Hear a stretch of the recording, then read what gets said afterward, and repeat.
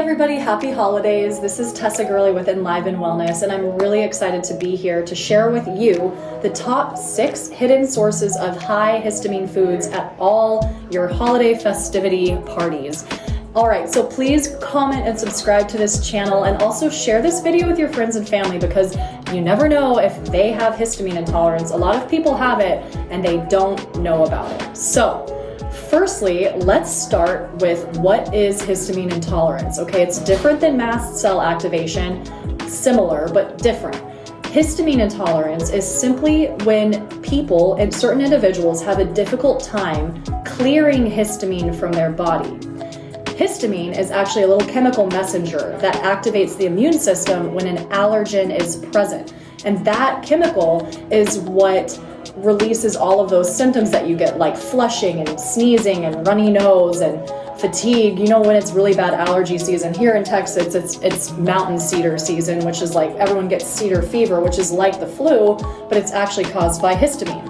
Okay, so what are some of the signs and symptoms of histamine intolerance? Well, the number one that I use with people is I say, when you drink red wine or beer, but mainly red wine, do you tend to flush?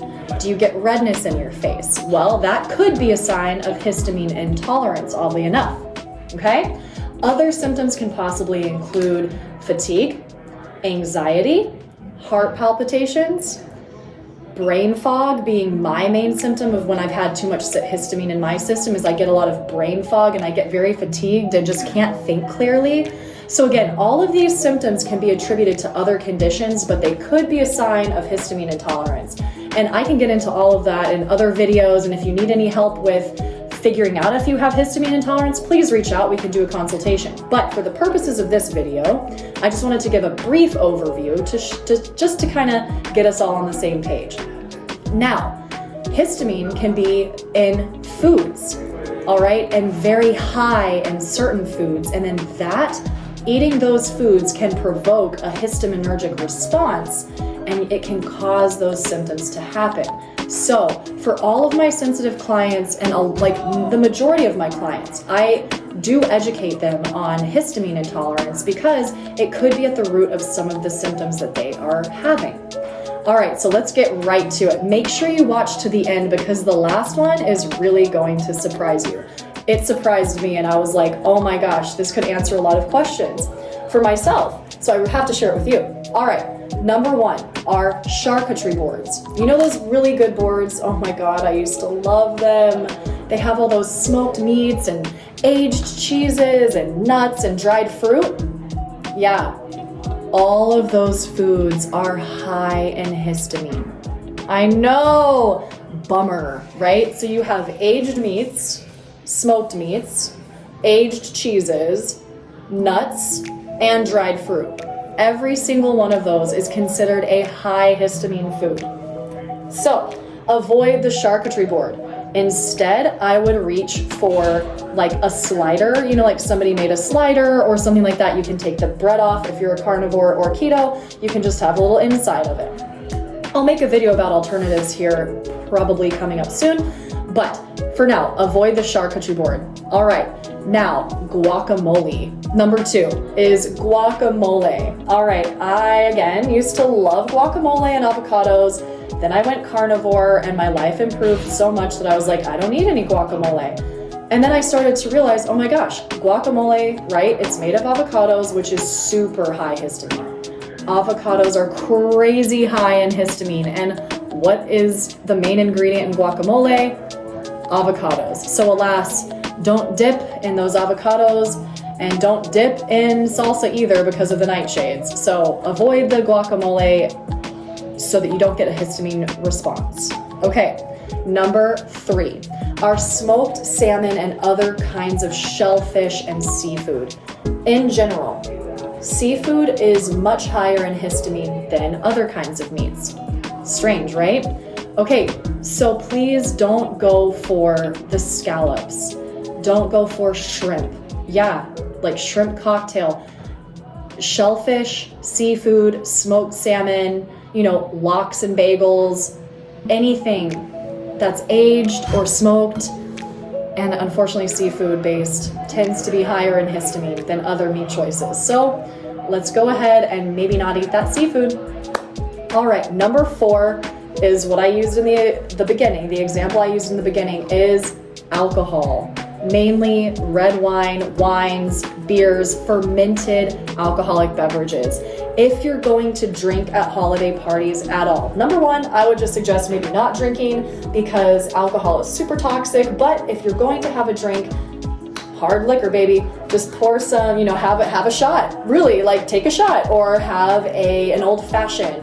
Or, mainly I would stick with clean vodkas, whiskey, maybe whiskey on the moderation level because that's probably aged a little bit longer. So I would stick with just straight liquor, rum, vodka, and maybe a little bit of tonic water. That's what I would replace it with. But do avoid those alcohol beverages as much as you can, especially wines and beers, and just stick to the hard liquor, oddly enough, or just don't drink. That's my advice. Okay, now, number 5 is citrus. Okay, so citrus, lemons, limes, oranges, taking lemon and squeezing it into your water, squeezing it into your tea, bad idea. If you have histamine intolerance, you're sensitive, or you want to determine if you have histamine responses or not, I would just avoid the citrus foods, including lemons and limes in your water. There's no reason to be taking those in, okay? Now, last but not least, this is the one that made me go, interesting. This could be a little missing piece for me. So number 6 is slow cooked foods like roasts. Unfortunately, also roasted turkey. Foods that have been cooked at lower and slower temperatures. It's very good for nutrient preservation. It is not so good for histamine intolerant individuals and those who are a little bit more sensitive to histamine, okay? So in general, the way that I cook my meats is in the air fryer. I do use lower temperatures, but you don't have to cook it for nearly as long. Okay, so I do use an air fryer. Sometimes people can be sensitive to grilled meats, but that's actually a step above a slow roast. So yeah, I was kind of like, oh man, like I used to love slow roasting my meats, and I hear a lot of my clients talk about crock pot recipes and things of that nature.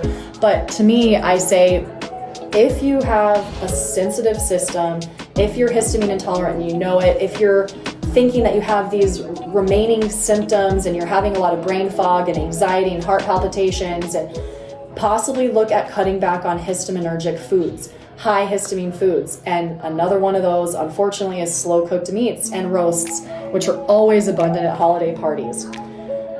Okay, everybody, I hope that this video was helpful. I tried to keep it nice and short and sweet. I could get into so much more detail because if you guys know in Live and Wellness, you know me, I am very nerdy and I could go on about this for hours. And if you need more guidance, more personalized one-on-one guidance, something in this video made you go, that sounds like that could be me, please reach out. I do offer free consultations, and then we can see if you'd like to work together.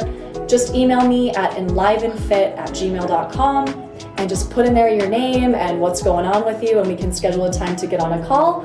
And happy holidays, everybody. I love you all so much. Have a wonderful couple of weeks. I'll talk to you soon. Bye.